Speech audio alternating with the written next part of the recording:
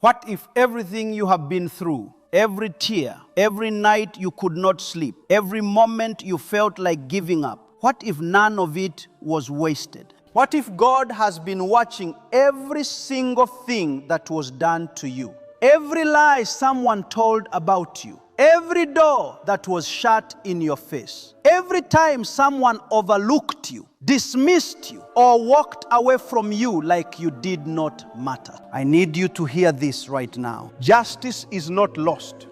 It has not been forgotten, and it is closer than you think. There is a man whose story changed the entire history of the church. A man who was told he would die before he ever truly lived. A man who had nothing, no money, no church building, no congregation, no future that anyone else could see. And yet, God chose him. God warned the powers that tried to stop him. And in the end, justice came. Every promise was fulfilled. Every enemy was silenced. Every miracle became real. That man is Dr. David Yonggi Cho. And today, his story is your story too. Stay with me through this entire video, because what you are about to hear is not just history. It is a message God placed in your path today on purpose at exactly the right moment in your life. There is something in this story that belongs to you, a breakthrough, a confirmation, a word that will make you cry and smile at the same time. Welcome. I am so glad you are here. This channel, Soft Strength, exists for people like you. People who are still believing when it is hard to believe. People who are tired but not done. People who know deep down that God has not forgotten them, even when life makes it feel that way. If that is you, you are exactly where you are supposed to be right now. And if this kind of content feeds your spirit, if it gives you something to hold on to, consider subscribing. Not because of numbers, but because you deserve to keep hearing these stories. There are more of them coming, and they are for you. Now let us go back, way back, to a boy lying in a hospital bed who had no reason to hope, but hope found him anyway. The year was 1958. Korea was still rebuilding from one of the most devastating wars of the 20th century. The land was broken, the people were exhausted. And in the middle of that brokenness, a young man named David Yonggi Cho was lying on a mat, his body shutting down, being told by doctors that he had very little time left. He was in his early 20s. He had tuberculosis and it had spread. His lungs were failing. His body was thin and weak. And in that culture, at that time, a diagnosis like that was basically a death sentence. There was no money for advanced treatment. There was barely enough to eat. Can you imagine being that young and being told it is over? But here is what nobody expected. In that hospital room, in that broken body, something happened that no doctor could explain. A missionary came to visit. She brought a Bible.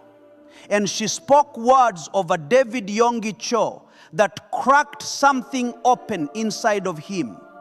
She told him about Jesus, not as a distant historical figure, not as someone from an old book, but as someone real, someone present, someone who healed the sick, who raised the dead, who looked at broken people and said, I choose you. And in that moment, something shifted. David Yonggi Cho made a decision, not a comfortable decision, not a logical decision, a desperate, all-in, nowhere else to go decision. He decided to believe. He prayed. He asked God to heal him. And slowly, against everything medicine said was possible, his body began to recover. His lungs began to heal. His strength began to return. The doctors were amazed. His family was amazed. But David Yonggi Cho was not amazed. He was grateful and he was on fire. Because when God saves your life, you do not go back to living a small life. You go out and you give everything you have. . And that is exactly what he did. Now here is where most people's stories would have a clean, triumphant turn. Healed young man becomes great preacher. Church grows. Life is wonderful. But that is not how God works. And if you have walked with God for any amount of time, you already know the calling never comes without the wilderness. David Yonggi felt God calling him to start a church. And the boldness of what he tried to do was almost unbelievable. He wanted to plant a church in a tent in one of the poorest neighborhoods in Seoul, with almost no resources, no name recognition, no denomination backing him, no money in his pocket. He teamed up with a woman named Jashil Choi, who would later become his mother-in-law, a woman of extraordinary prayer and faith. Together, they pitched a second-hand army tent in a poor neighborhood called Dejodong. They set up a few borrowed chairs, and they waited to see who would come. Do you want to know how many people came on their first day? 3. 3 people in a borrowed tent on the outskirts of a city that did not know his name. Some people would have packed up and gone home. Some people would have said, maybe this is not what God wanted. Maybe I misheard. Maybe I am not the right person for this. But David Yonggi did not leave. He preached to those 3 people like they were 3,000. He prayed like heaven was listening because he believed it was. And the next week, a few more came. And then a few more. And then something began to happen that had no natural explanation. People started getting healed. Sick people who walked into that tent and walked out changed. Broken people who came in carrying impossible burdens and left feeling something lift off their shoulders. The poor, the hurting, the overlooked, they found something in that tent that they could not find anywhere else. They found a God who actually cared about their daily life. This is one of the most powerful things about Dr. Yonggi Cho's ministry, and I do not want you to miss it. He did not preach a God who was far away and hard to reach. He preached a God who cared about your rent, about your body, about your family, about your loneliness. He believed, and he taught others to believe, that God is involved in the details, and people were hungry for that. They were starving for it. The tent was always full, then overflowing, and then it was too small. Now I want you to hold this thought for a moment, because what I am about to tell you is the part of this story that hits differently when you are going through something yourself. There came a point in David Yonggi Cho's early ministry where the pressure became almost unbearable. The church was growing, yes, but he was young. He was trying to do everything himself. He was preaching, he was counseling, he was praying with the sick, he was leading, he was planning, he was building, and it broke him. He had a physical and emotional collapse. His body gave out again. He became so exhausted, so overwhelmed that he could barely stand.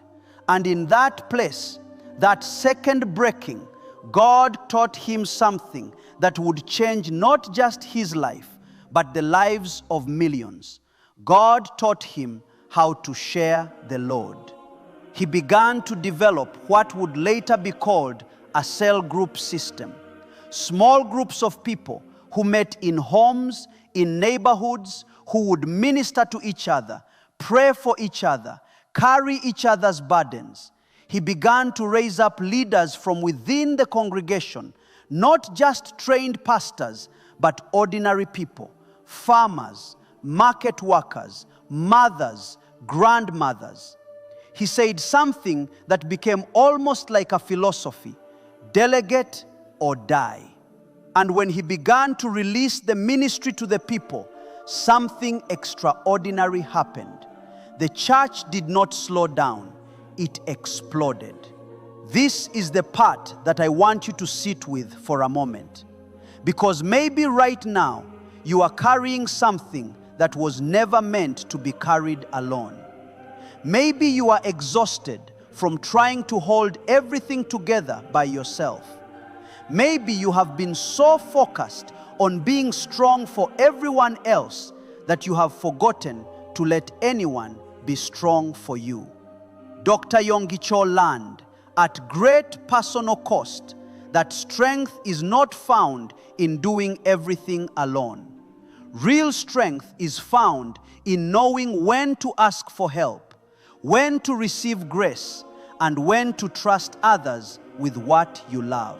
That is soft strength. That is the kind of power that does not burn out. That is the kind of faith that keeps going. The church moved out of the tent, and then out of their next building, and then out of another building. Every time they thought they had finally found a permanent home, they outgrew it. And every time there was a new obstacle, financial pressure, opposition from people who did not understand what they were building, religious critics who were suspicious of miracles, political complications. But here is what I find so remarkable about this season of his life. Dr. Yonggi Cho did not respond to opposition with anger. He responded with prayer. He was known to pray for hours every day, not in a formal mechanical way, but in a deeply personal way. He talked to God the way you would talk to your closest friend. He would sit in prayer and bring everything, his fears, his questions, his big dreams,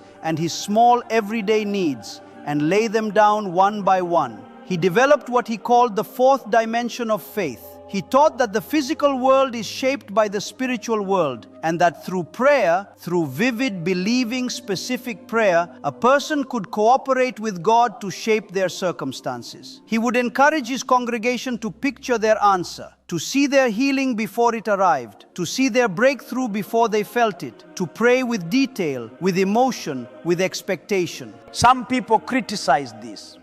Some called it too mystical. But the evidence of lives transformed, the thousands upon thousands of people who received healing, who found freedom from addiction, who were restored in their families, who walked out of poverty, was impossible to dismiss.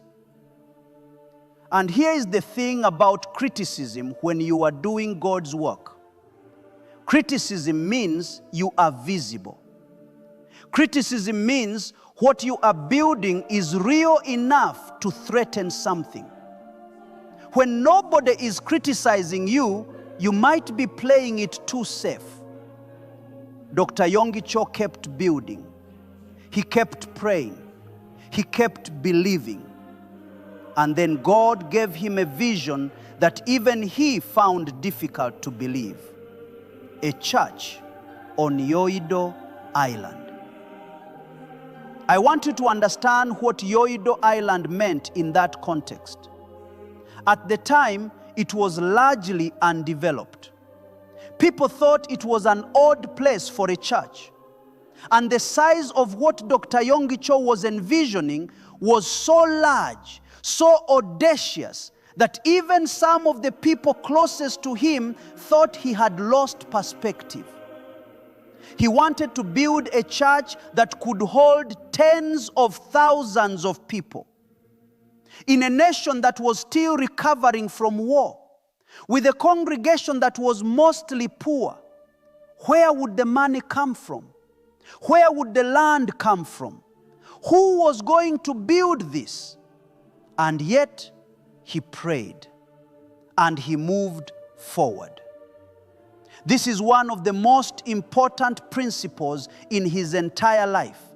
Obedience before circumstances cooperate. He did not wait until everything was perfect. He did not wait until the doubts were gone. He did not wait until everyone agreed with him. He moved, he acted, he built. And when the first service was held at Yoido Full Gospel Church, the numbers were staggering. People came from across Seoul, from across Korea. They came because they had heard about the healings. They came because they had heard that God was moving in that place. They came because they were desperate and hope was on Yoido Island. And they were not disappointed. The church grew and kept growing and kept growing. By the time decades had passed, Yoido Full Gospel Church had become the largest congregation in the history of Christianity. 700,000 members, services held in multiple sessions every Sunday just to fit everyone in. A church so large that it had its own TV broadcast, reaching millions of homes across Asia and eventually across the world.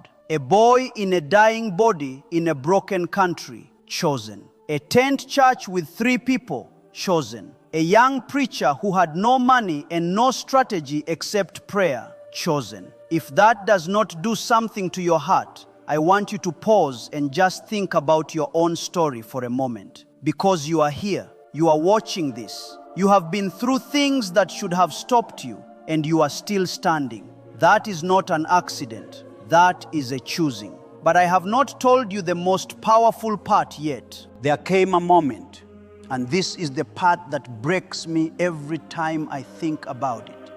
There came a moment when it looked like everything was going to fall apart. Not because of lack of faith, not because of sin, but because of betrayal, and because of the weight of carrying something enormous for a very long time. People he trusted made decisions that hurt the church. There were financial controversies. There were family complications. There were moments when the name he had spent a lifetime building was under attack. And I want to be honest with you about this, because I think real faith requires honesty. Dr. Yonggi was not a perfect man. No human being is. He made mistakes. He faced accusations. In his later years, there were legal proceedings that were deeply painful. And yet the fruit of his life was undeniable. The millions who found faith, the hundreds of thousands who were healed, the generations of leaders who were trained, the churches planted all over the world because of the movement that started in that tent. And this is what I want you to carry from this part of the story. When God calls someone, the enemy does not stop attacking. In fact, the greater the calling, the greater the pressure. The enemy does not leave you alone just because you are doing right. The enemy comes harder when you are making a real difference. But God, those are 2 of the most powerful words in the entire Bible. But God. God does not abandon the work he started. God does not cancel the calling because of the struggle. God does not walk away because it got complicated. And he will not walk away from you either. Whatever you are facing right now, whatever feels like it is too much, too late, too broken to fix, I need you to hear those 2 words. But God.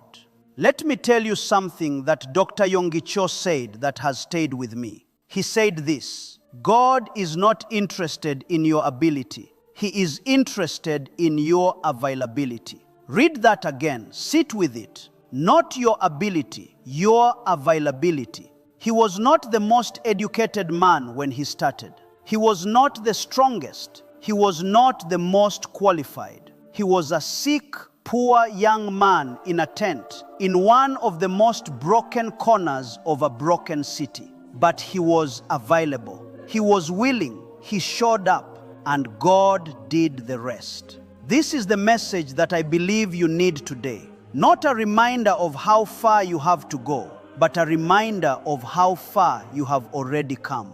Not a list of things you lack, but a confirmation that what you have, your willingness, your faith, your availability is enough for God to work with.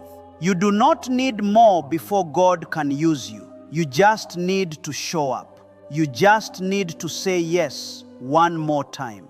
And now I want to talk directly to you. Because this video is not really about a famous pastor in Korea. This video is about you. You have been waiting for justice. You have been waiting for things to be made right. You have been carrying the weight of something, a wound, a loss, an injustice, a dream that has not come true yet, and you have been wondering if God sees it, if God will do something about it, if your story is going somewhere. I want to tell you something with everything in me. Yes, God sees it. Yes, He will do something about it. And yes, your story is going somewhere. The title of this video is not an accident. Justice is coming. Not the kind of justice that comes from bitterness or revenge, but the kind of justice that comes when God steps into a situation and makes it right. The kind of justice where the thing that tried to destroy you becomes the very thing that defines your testimony. The kind of justice where what was meant to bury you becomes your platform. That is the kind of justice that came for David Yonggi,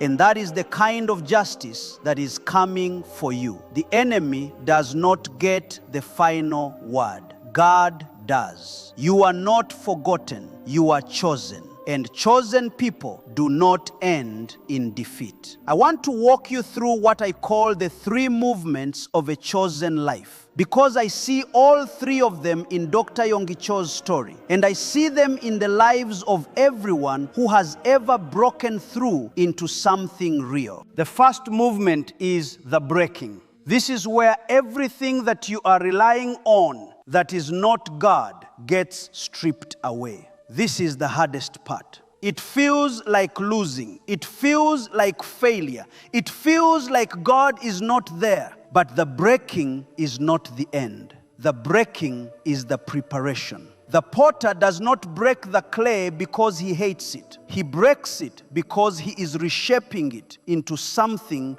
that can hold more. The second movement is the building. This is where God starts to show you what He is actually doing. It usually starts small. A prayer that gets answered in an unexpected way. A door that opens when every other door was closed. A person who shows up with exactly the right word at exactly the right time. And slowly, slowly, something starts to take shape. And it is more beautiful than what was broken, because it is built on something unshakable. The third movement is the breakthrough. This is where the visible world finally catches up to what God has been doing in the invisible. This is where people start to see what you always knew in your spirit. This is where the harvest comes in after years of planting in dry ground. And here is the truth about where you are. You may be in the first movement. You may be deep in the breaking and wondering if any of it makes sense. Or you may be in the second, quietly building, not sure if it is working. Or you may be closer to the third than you realize. And God is about to do something that will make everything that came before make complete and perfect sense. Wherever you are, do not quit. Do not leave before the breakthrough, because the chosen ones do not walk away in the second act. There is one more story I need to tell you, and this one is personal. In the decades of his ministry, Dr. Yonggi Cho received letters and testimonies from people all over the world. People who had heard him preach on a broadcast in a tiny village. People who had received one of his books from a missionary. People who had heard his name spoken by someone who was praying for them. And in those letters, the same thing came up again and again. I had given up. And then I heard this message, and I believed one more time, and everything changed. Think about that. A young man who nearly died in a hospital bed, who planted a church in a borrowed tent, who prayed through impossible obstacles. His obedience, his refusal to quit, his one more yes. It reached into lives on the other side of the world and gave them something to hold on to. That is the multiplication of a chosen life. Your one more yes matters more than you know. Not just for you, but for someone whose name you do not even know yet. Someone who is watching. Someone who is waiting to see if your faith is real. Someone who needs your story. You are a testimony that is still being written, and God does not write unfinished stories.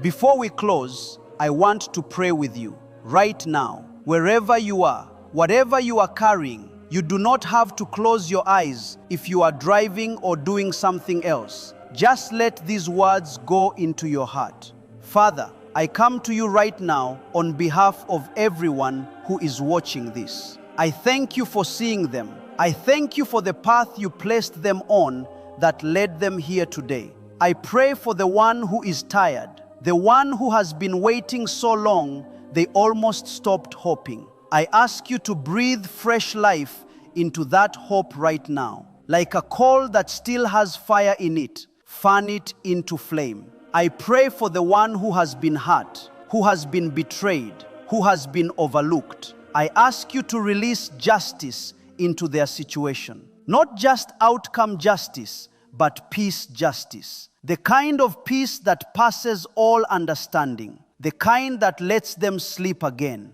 I pray for the one who has a dream they have almost let go of.